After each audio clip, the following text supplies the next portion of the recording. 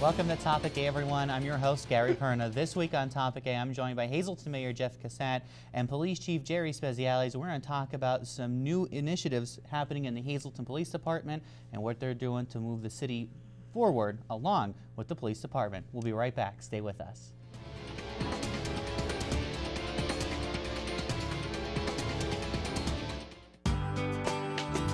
All Care Home Care, providing quality in home care since 1986.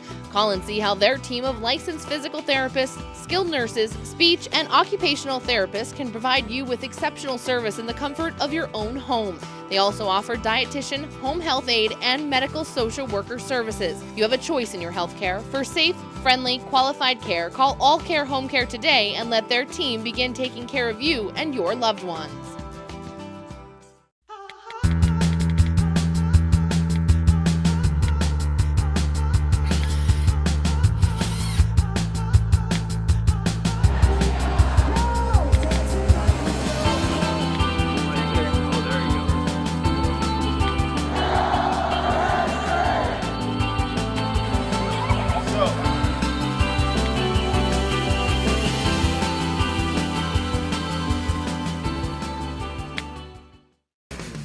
The Beer Garage, 202 East Diamond Avenue in Hazleton. More than just beer. Coffee, all sizes, only $1. Get your lottery tickets here, too. Stop in today, The Beer Garage in Hazleton. For over 25 years, Whitetail Preserve Shooting Range, 118 Boulevard Road, Bloomsburg, has provided professionally designed skeet, trap, and sporting clay fields. All stations are handicapped accessible with resident NRA certified shooting instructors on site. There are packages available to fit anyone's budget. Restaurant and catering on site. Our facility is also available for weddings, business meetings, bachelor and private parties. Call 570-384-2314.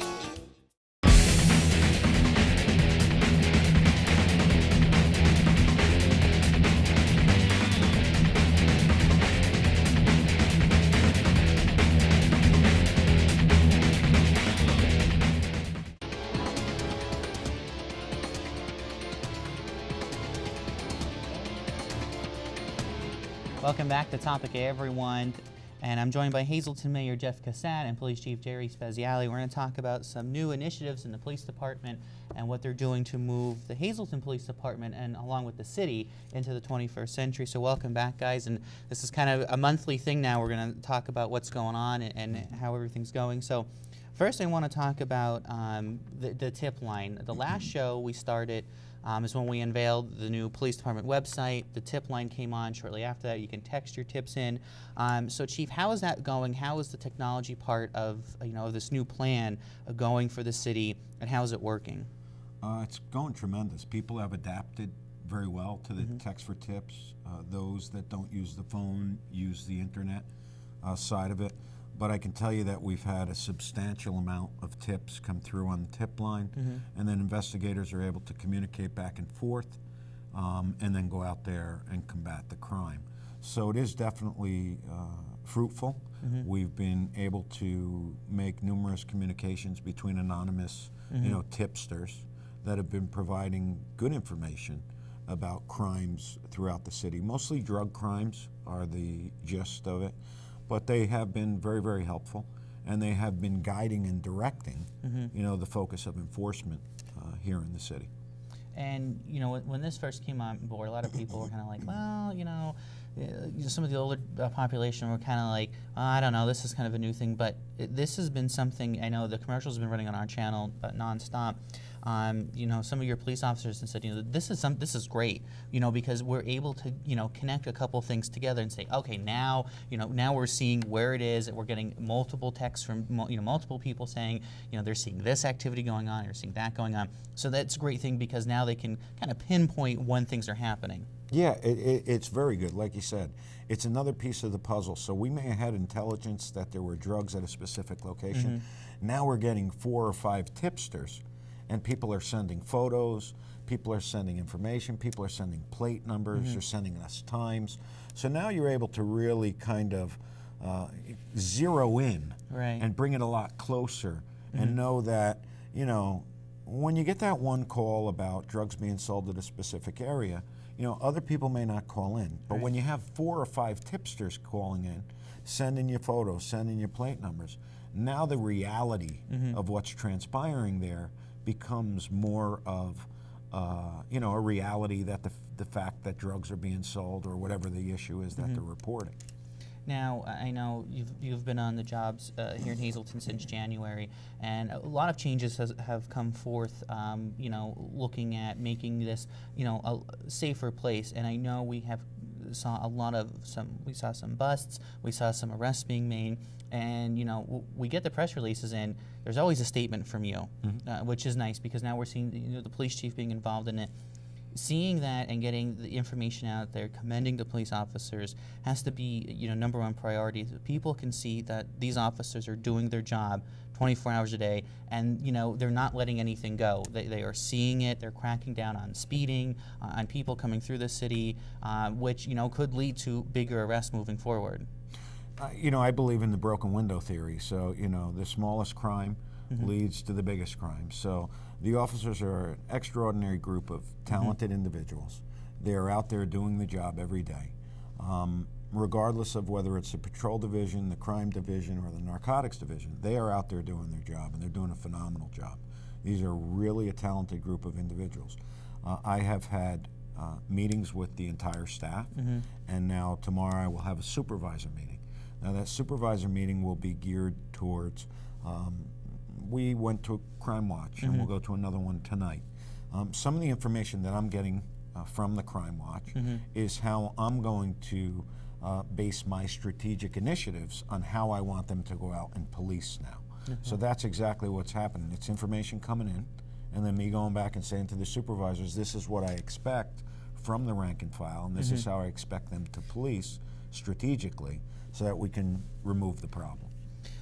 Mayor, you know, when you brought Chief Speziale on, there were a lot of, you know, some people were kind of concerned, you know, having somebody from outside the area, but has it proven to be a great decision with seeing the changes that have been implemented already, and we're only, you know, into mid-March? I thought it was a great decision right off the bat. I mean, I was confident in the decision I made. I met with the chief many times, you know, back in November and December before we made an official decision. He believed in the vision that I had for the city and the technology and the way I wanted to go about things. So I was completely confident in my choice, and it's once people give it, you know, enough time and realize, you know, we'll be okay. And I know there's been, you know, discussions back and forth at council meetings about, you know, department heads and everything that goes on, and you know, there's just a gamut of things that continue at the council meetings. And, you know, I have to give you props because you've said you're going to council meetings no matter what. You take the comments, you take the yelling and everything that goes on at the meeting, and, you know, you walk out there and say, okay, that was the meeting and we're moving forward. You know, I have to give you props for that. I know some mayors who would just be like, you know, that's it. You know, but, you know, dealing with council sometimes could, you know, not be the easiest thing in the world. But again, you know, I have to give you props of going there and listening to them and taking, you know, what they have to say. Well, they could say what they want. I'm not going to hold it against them. They were voted in office. You know, we have to deal with. But I'm not going to let anything slow down our momentum. You know, we're 10 weeks into the administration, and we have to just keep moving. You know, they're entitled to their opinion. I'm entitled to my opinion, and we're just going to keep moving the city forward. I'm not going to take any road bumps and you know, let them slow us down. And Chief, actually, you know, we're going to take a break right now. When we come back, we're going to talk about some grant opportunities that the city's looking into, and also some new ordinances that may be coming on the books proposed by the police department to help the city along more than it's ever done before. So stay with us. We'll be right back here on Topic A.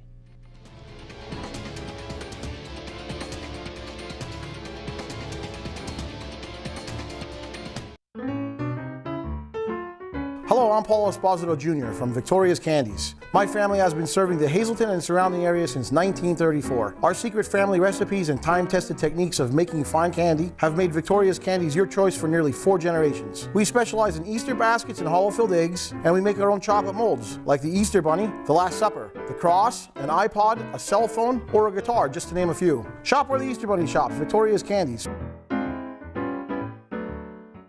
Visit the Luzerne County Convention and Visitors Bureau website at tourinapa.com for the listings of the many events you will find in Luzerne County. From wine festivals, hill climbs, tomato and kielbasa festivals, you will find it all in Luzerne County. Luzerne County was named the best outdoors destination in Pennsylvania by the official Best in PA website. The Luzerne County Convention and Visitors Bureau will help you relax, relive history, and marvel at the area's stunning natural beauty. Luzerne County, you'll find it right here in Northeast PA. Watch our rebroadcast of the Wilkes-Barre St. Patrick's Day Parade only on WILN TV 35 at the following times.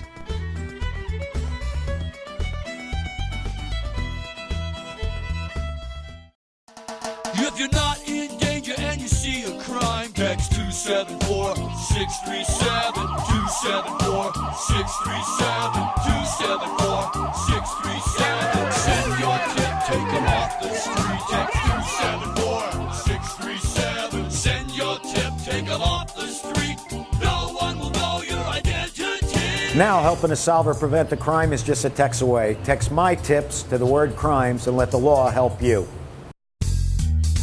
Combined Insurance makes it easy to protect you and your loved ones by paying cash directly to you when you need it most. Whether you're looking for accident and sickness, disability, or life coverage, Combined Insurance has a policy to meet your needs and fit your budget. Call John Ravello, 570-499-0504 for an appointment to help determine the best coverage for you. That's John Ravello, 570-499-0504. Hello, I'm Tiffany Cloud, host of The Storm on WILN TV 35. Election season's coming. We are the Hazleton-based television station with truly substantive political talk. Often The Storm is a candidate's first stop when running for political office. And if candidates want to win, they come on The Storm and advertise in WILN TV 35 programming, which airs across northeastern Pennsylvania, the most expansive viewing area by far of any Hazleton-based TV station. WILN TV 35. We are your stop for the best political talk.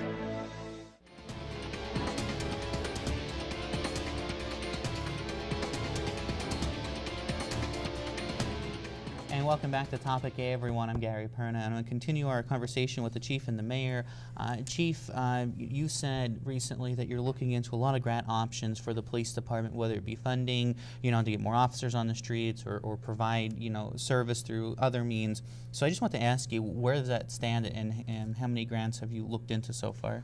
So far, this is grant season for law enforcement. The Bureau of Justice Assistant releases grants now, which will close probably in sometime in May. So I've been doing a lot of grant writing as we speak. One is a Safe Neighborhood Grant. That is where you identify the 2%. You work with John Jay College Professor Kennedy. You do a call-in of that 2%. You offer assistance, and then you use a focused deterrent to go after those that deviate. The other one is a technology grant. We're looking at that. That would be with mobile data terminals, cross-jurisdictional communication. That would also have something that's called ShotSpotter, which is a gunshot detection system, plate readers, things of that nature. These are all grants that are fully funded, no matching component, so the city doesn't have to worry about being on the hook or laying out any funds. These are fully funded grants. But it's a lot of work. It's artists.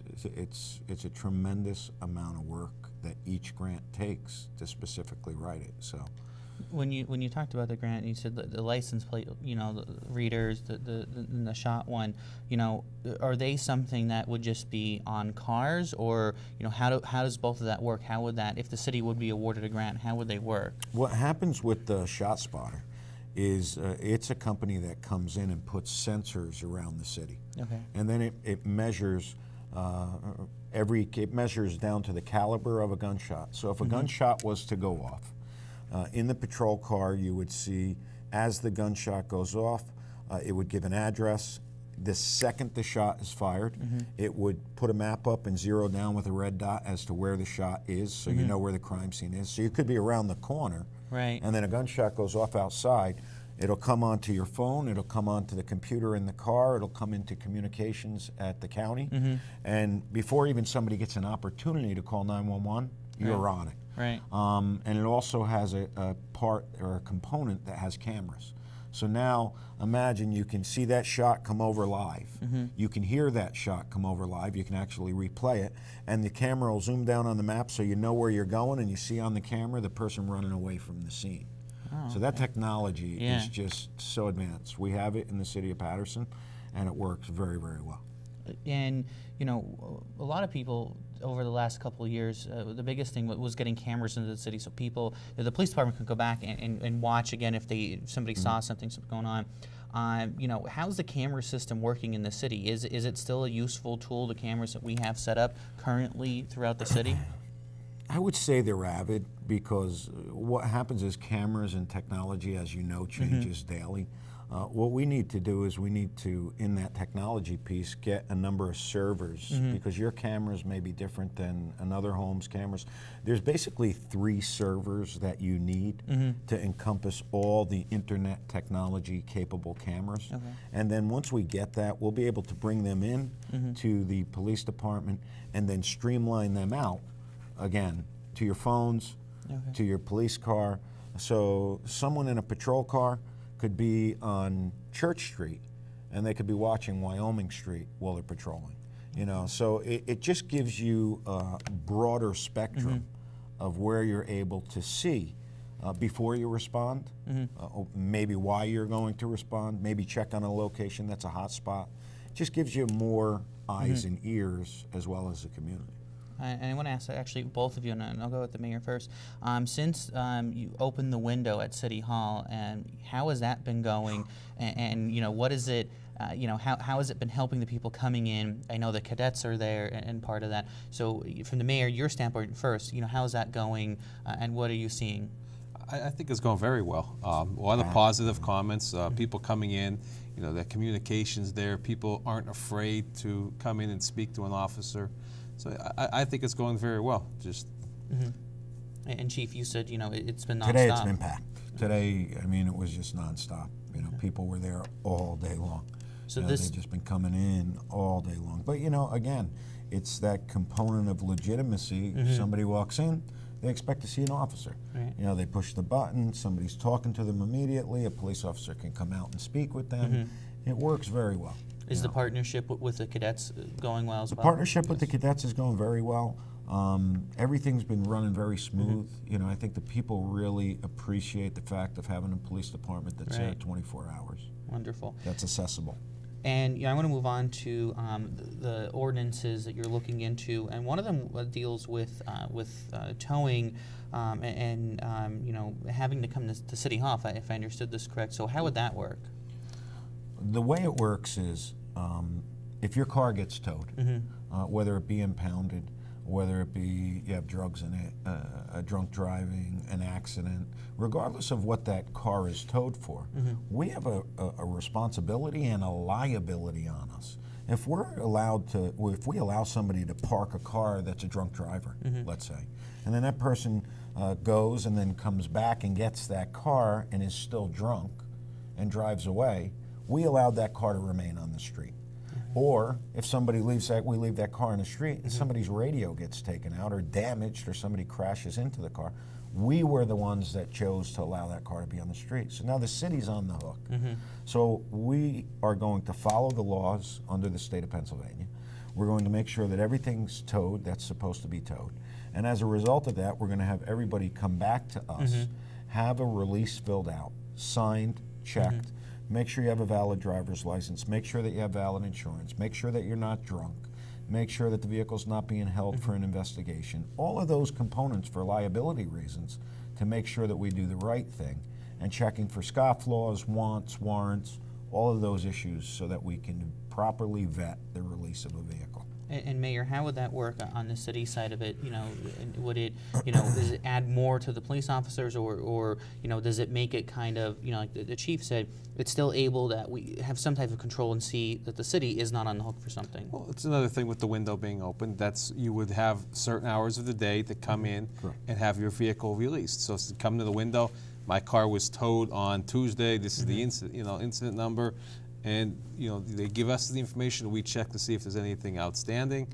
We give them their release, they go pick up their vehicle from whichever impound yard it was taken to. All right, and that's another thing is it's not like the city is going to have this one big impound lot for everything. It's still using your towers. It's the same Same process. rotation right now. Same process. This is just the proper vetting, and like I said, this is not a 24/7 thing. This is during the day. Get your vehicle released. If you have all your proper paperwork, it's nothing. It's just a matter of us doing our due diligence to take the liability off of the city and to make sure that somebody doesn't go out there and hurt a citizen after they were removed from a vehicle for no license, for uninsured, for some situation, and now they go back and get in that car and don't have the proper documentation and go ride out, and we don't know it, and we're on the hook. All right. Sounds like a great ordinance. All right, we're going to take a quick break. We'll be right back here on Topic A. Stay with us.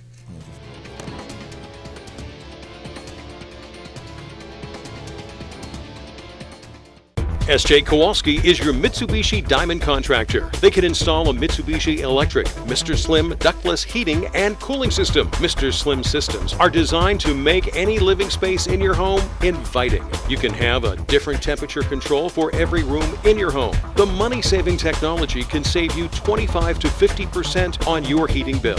For Mitsubishi, Rinnai, and trained comfort specialists, call S.J. Kowalski at 570-455-2600. Hey kids, I'm home. Dad, it's cold in here. Oh, it's not cold in here, it's warm in here. Matter of fact, I'm gonna turn this down because I gotta save money for tax preparation. Honest Abe's, your tax partner, giving free advice year-round. 310 South Church Street in Hazleton. Call them at 570-861-8297. Don't stress, pay less. If you haven't found the perfect fishing getaway, you haven't been to Captain's Cove. Located on Henderson Harbor in upstate New York, Captain's Cove offers a variety of accommodations to please just about anyone. The motel, also located on the harbor, offers a magnificent view. Enjoy free morning coffee, air-conditioned rooms, cable TV, and HBO. The cottage can accommodate up to 8 people with 3 bedrooms, a complete kitchen, washer-dryer, 2 full baths, air conditioning, and outside grill and picnic table. Call us today for rates and information at 1-800-824-FISH. Get the entire story when it's convenient for you. And get it from WILN News. 2 daily newscasts from your #1 source for local news. WILN's Evening Edition, news at 5:30. And WILN's Late Edition, news at 10. More than just headlines. It's the whole story. In-depth reporting on hot topics and more. Plus the area's most accurate weather report from the WILN Weather Center. More news, weather, and sports twice a day. Only on WILN, we're your local network.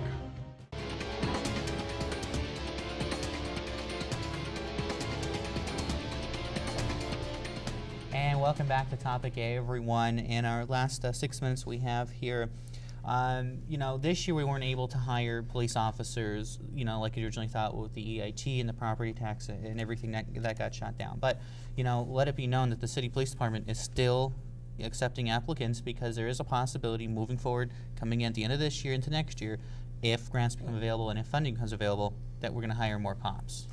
It's all contingent upon funding. Everything is going to be contingent upon funding. Obviously, the mayor, the administration, and the council. But we have 5 applicants that are prepared, Act 120, ready to go.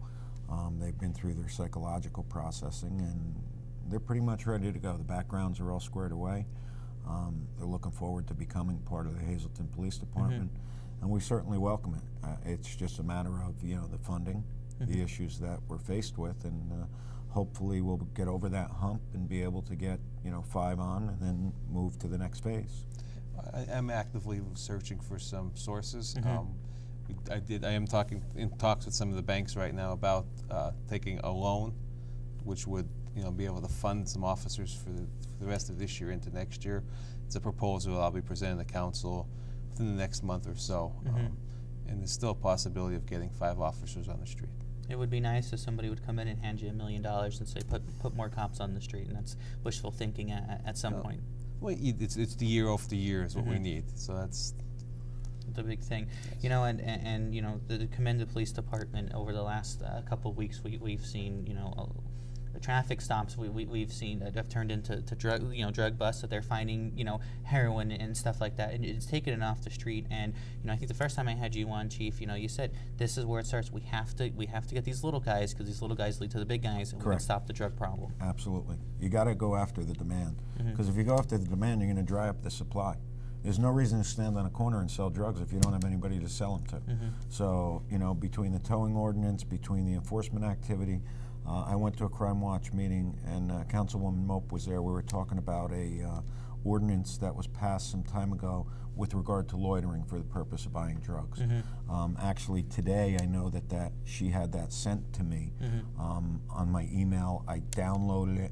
Now tomorrow at the supervisors meeting, I'm going to be looking to have officers get out of the car in those problem areas and utilize that ordinance. And it's good to get the police department's busy. There's no doubt about it. But to see the cops on the street interacting with the people, it's part of that prevention key into it. Sure, that always works. I mean, you have to be able to communicate with the public. They give you the best information. Quickly, I want to ask you about, it's no secret that you have a book behind the badge, and a lot of people, I think in Hazleton, I think the sales have gone up in Hazleton now since you're here, because a lot of people are interested in your background. But there's been some great developments behind your book over the last couple of weeks. Yeah, I was able to, my agent, the literary group in New York City, I signed a contract with NBC Universal. And Permit Presentations that did Face Off. So David Permit, the producer, will be producing it. I sold my life rights. So I sold my life rights up to the point of the NYPD when I was undercover overseas. That will be made into a television series. So we have the writer, we have the actors, we have the producer, we have the director.